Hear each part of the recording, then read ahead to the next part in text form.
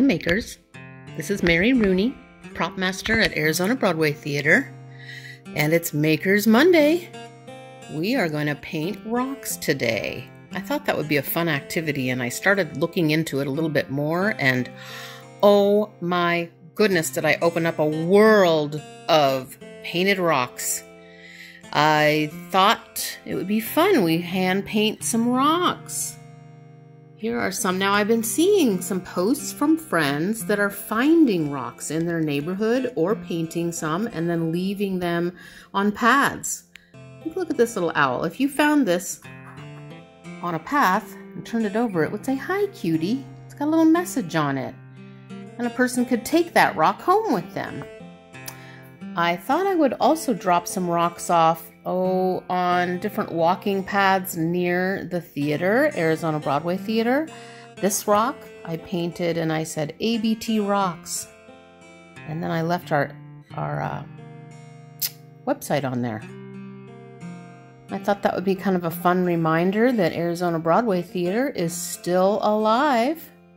And hopefully people will remember. Keep arts alive. azbroadway.org. So I thought I'd put those around. Maybe people will be reminded that the arts is still here, Arizona Broadway Theater is still here, and we are waiting to come back live on stage. These rocks, look at these. They're like marbled. It's a technique called pour painting, P-O-U-R. I think that's what we'll work on today. They're so cool. I love the way that they look, and they're not that hard. They seem a little messy, but they're okay. Some of these have little, oh, you rock. That's fun. I was going to tell you some other things I've been pour painting. Look at these. These are still drying. These are ceramic tiles from the hardware store. They work great for this paint technique. Look at them all. Everything is different. This is a piece of paper I did. So every time you pour the paint, it's different. So I thought we would try that. Here's some more rocks that are drying. So I'm going to gather my supplies and I'll come back and I'll teach you how to pour paint on rocks. See you in a minute. All right, I've gathered some of my supplies. To pour paint on rocks, first you need a rock, right? So when you're out walking, just keep your eyes out for really smooth rocks. Kind of flat is best and nice and smooth so that you have a nice smooth surface to pour the paint on. Or when you're just painting any kind of decoration, it works better to have a smooth rock. I find my rocks just on my regular walk every day. I haven't been out into the woods lately, but near riverbeds, they have really smooth rocks because the water flows over the rocks and smooths them for years and years and years. And when you find one, make sure it's okay to take it from that spot, but that would be a really great one to paint. And then with your smooth rock, you're going to paint it with either white paint or a thing called gesso. It's an artist medium that sort of primes your canvas or your rock. It makes it a little bit smoother, and it helps with that color. The white color is going to help the other colors of the acrylic paints pop. Speaking of acrylic paints, you can use any acrylic paint. Even house paint is acrylic paint, pretty much. So whatever you have at home, colorful paints, you can use. Now, you're not going to just pour the paint on the rock. It needs something to make it more flowy and a little more liquidy, and water won't do it. So you need to add a medium to your paint. They make, at the hobby store, flow medium. It's a little expensive, but it makes the paint thinner and it looks really good when you pour it. They also make, at the hobby store, pouring paint. I had never seen this before. Where have I been? Under a rock? Get it? So there's little kits. You can get kits or regular colors. Again, it's kind of expensive, and if you're just starting out, you might want to experiment with the non-expensive things first. So glue all or white glue, anything that dries clear. I'm going to need to add a little water to this, but it pours pretty good. It has a little bit different feel once it pours and once the colors start bleeding into each other. So what I'm going to do is I'm going to pour a couple rocks with glue and paint, and then I'm also going to use, this is kind of my favorite one, it's called Flood Floetrol. Get this at the hobby store, no, at the hardware store, okay? It's in the paint section, and it's not very expensive. Like this whole bottle was maybe $7 as opposed to this tiny one being $8.99. Okay, so you'll get a lot of flowing out of this one. But again, start with the glue all if you want, just to see the technique of how to do it. I'm going to also do a tile because it's kind of fun to just watch all the colors blend on a bigger surface. So I have these set up, and when you pour, you're gonna need something to hold the rock or the tile off of your surface, which is a great, like paper plate works great. So I just found some foil, made a little foil stand for the rocks. Okay, here's one that I started to paint green, but I thought I would try pouring on it. And so the paint will be able to flow over the edges of the rocks without getting too stuck in the foil, and then it can just dry on the plate. All right, so if it's sitting in the paint, it's not fun. And once, you know, acrylic, when it dries, it's just like plastic. And so it really dries the rock to the plate if you don't have it above the paint that it's sitting in. So those are the ingredients. One other secret ingredient is some silicone lubricant. Once you pour the paint on the rock and you squirt this with it, it makes these things called cells, which makes the color kind of burst in little bubbles, and it's really cool. As you get into pouring paint, the artists have different ways of doing this as well, but this was the easiest, fastest thing that I could find for now. All right, I'll be right back. We'll do some pouring. Okay, so I have the first thing I want to pour over my tile, and I've pre-mixed most of my paints. So we're going to be using blue, yellow, and pink, and white. The pink I haven't mixed because I thought I would show you how to do that. So this one is the Floetrol. It's pretty flowy. I don't know if you can see that. And, you know, you just squirt some paint in there. And you don't need a whole lot, but you want to make sure that the same pink color is as bright in the Floetrol or the glue as what this color is. So I'm going to add just a little bit more. Make sure that it's nice and bright. Okay. And then even with the Floetrol, I'm going to add just a tiny, tiny little bit of water. Kind of a few drops. Stir it up. You want the consistency with both glue and water and paint, or the Floetrol, to be kind of like heavy cream or maybe a light pancake batter. And then what you're gonna do is you're gonna take a cup. This cup is dry. I'm just reusing it. It's a little bit bigger than these little cups. This is great to mix small amounts in. This cup, I'm gonna start layering my paint in. I'm gonna start with some white, and this is all like not scientific at all, at least yet for me. I'm just still really experimenting with color. But you're gonna pour it, just a little bit of a layer. I don't know if you can see that. Now I'm gonna add another color, yellow. And I like to pour kind of high so it gets kind of a little drips. It's really hard to see in that little cup. And then I'm going to do some blue maybe. Again, trying to get a long kind of stream going. See how it's just kind of mixing. We'll try the pink.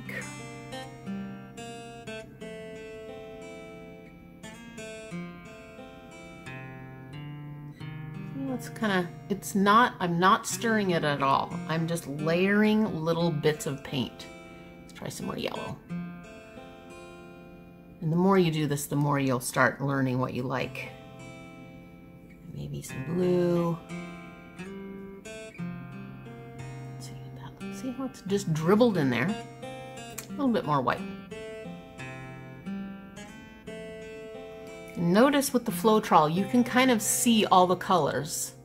They're not dropping, they're just kind of meandering within each other. I don't know. They're not mixing. Another thing I'm going to do with the tile is I'm going to go ahead and start the flow with a bunch of blue on it. So I'm just pouring it on there.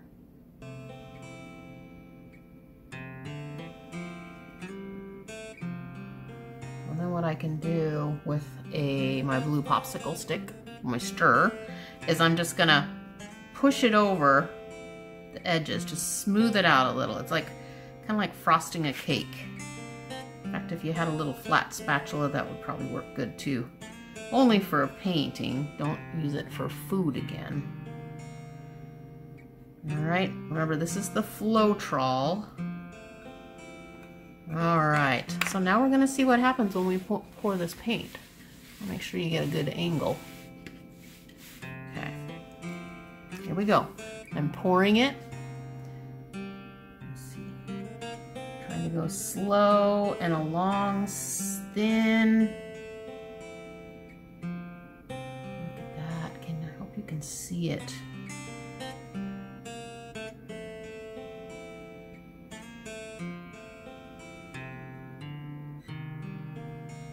Sort of cover it. It seems like sort of wasting paint, but not really. It's not so much paint that it really matters too much. You can stop anytime, and then you can leave it, or you can take and start shifting it. I don't want to get my fingers too painty. But see how it slides everything?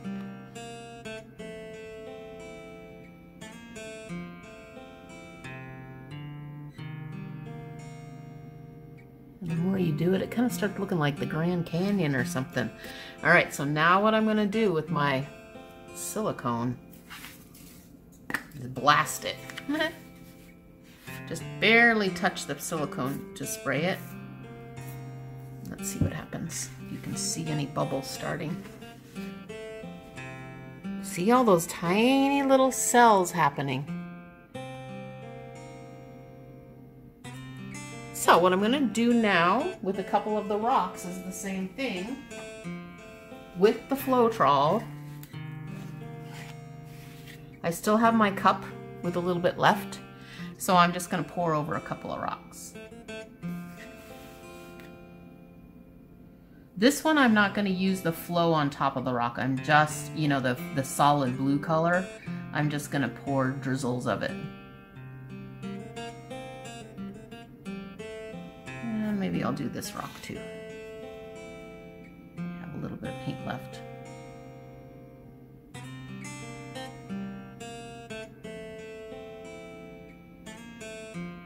There we go. Dribble, dribble, dribble. Try to get all the parts of the rock. Isn't that so cool? And then if you want, you can take one of your stir sticks if you haven't got all of the paint on the rock, and you can either get it out of your cup a little bit and blob it on to where it's missing some. Just kind of touching it barely. Don't want to stir it too much.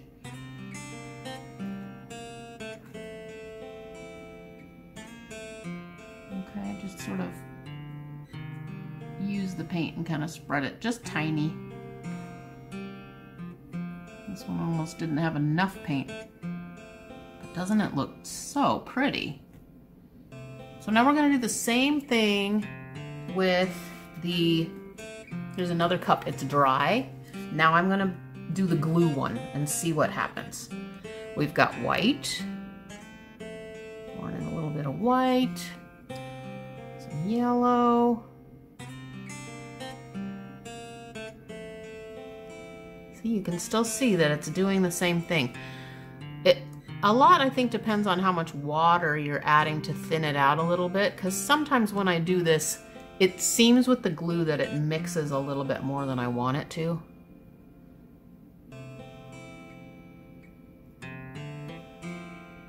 All right. Do lots of layers, maybe at least 2 layers of each color that you like, or maybe I feel like, okay, that's enough blue. Maybe I want to just stop with the blue and do a couple more layers of the pink and the yellow. There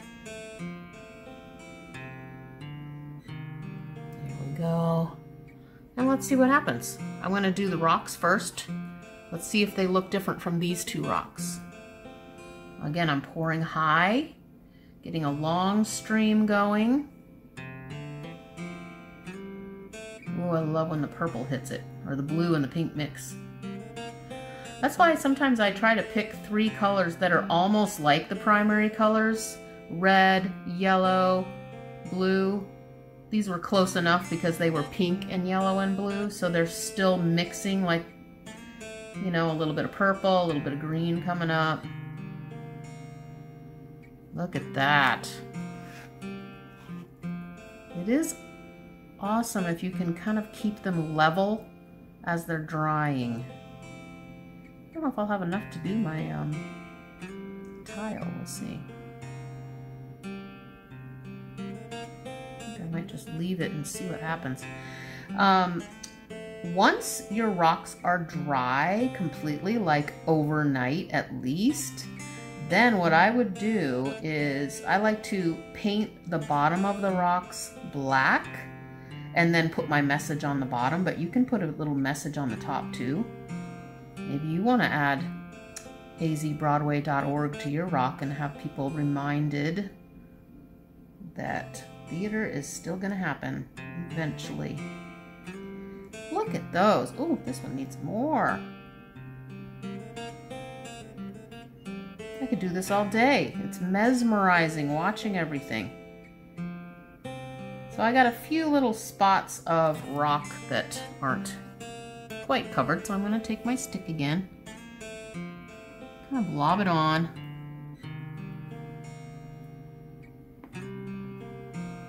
Oh, I love that one. That one is so pretty. I'm going to give you a close-up pretty soon here. Let's see. See all those? My camera is not wanting to make the colors look as pretty as they are. Now, another thing is that, oh, so the bottom of the rocks, paint them black. Oops, I just got pink on this one.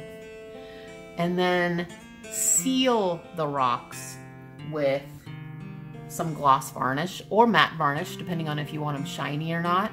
I do 2 coats on the top of the rock. This is like a day after they've dried completely. And 1 coat on the bottom. But you can do a couple of coats. That way the weather, if they're outside, the rain won't get to the rocks too much. They'll be all sealed in. Your message will stay there. And that is rock pouring.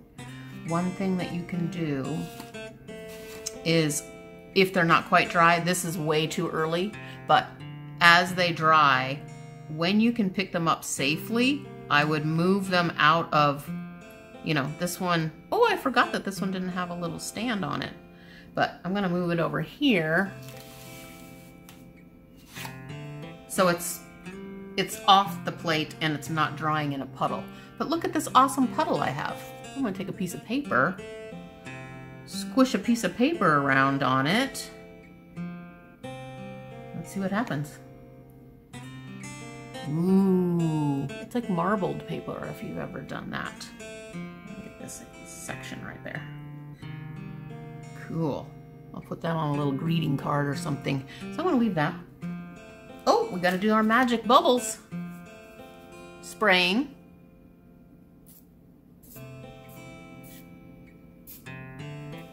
happens. Oh, see, you can see the cells happening.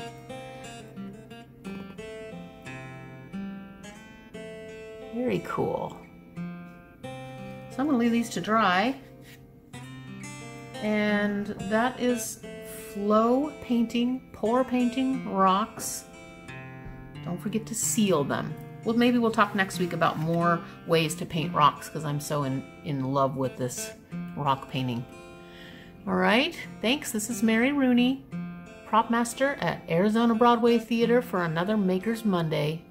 Thanks. Have a great week.